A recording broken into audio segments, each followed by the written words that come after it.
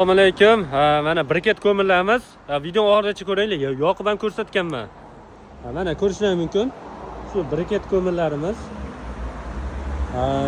Kilosi 1000 so'mdan, donasi uni 1 kilo, 1,5 kilo chiqadi-da. Hali angidan ko'mirdi, pirslangani bu. Yo'q, katyolga ham bo'laveradi. Katyolga akalarimiz yaxshiyapti. Narxi shu 1000 so'm kilosi.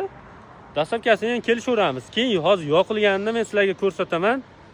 Ertamatdan yoquvdim. Men o'zim boshqa ishlar bilan bo'lib, dastlabki pastga olib borib, esimdan chiqib, mana endi video qilyapman. Hozir soat 2 mi, 2 dan necha minutdan o'tdi. Ertamatdan solganimiz hozir ko'rishingiz mumkin.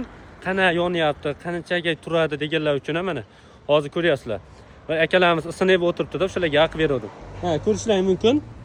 Mana ertamatdan yoqib qo'yganman mana sizlar uchun. Mana ko'ryapsizlar o'sha briket ko'mir mana shu bo'ladi mana.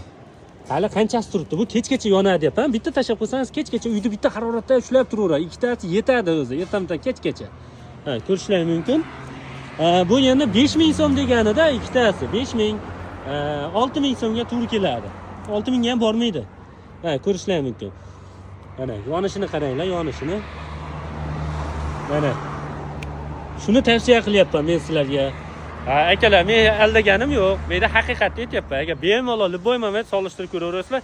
Agar misol olib ketishga bir 2 ta 3 ta olib ketib yaxshi ko'rasizlar, bo'ldi. Effektini bilib olib ketaverasizlar. Qancha kerak bo'lsa chiqaraveramiz. Mana sizlarga. Men u xalqni aldash kerak yo'q. Xalqqa foydamiz tegsa tegsin, zararimiz tegmasin. Nima deysizlar? Videoga like bosib jo'natib qo'yinglar negativlarga.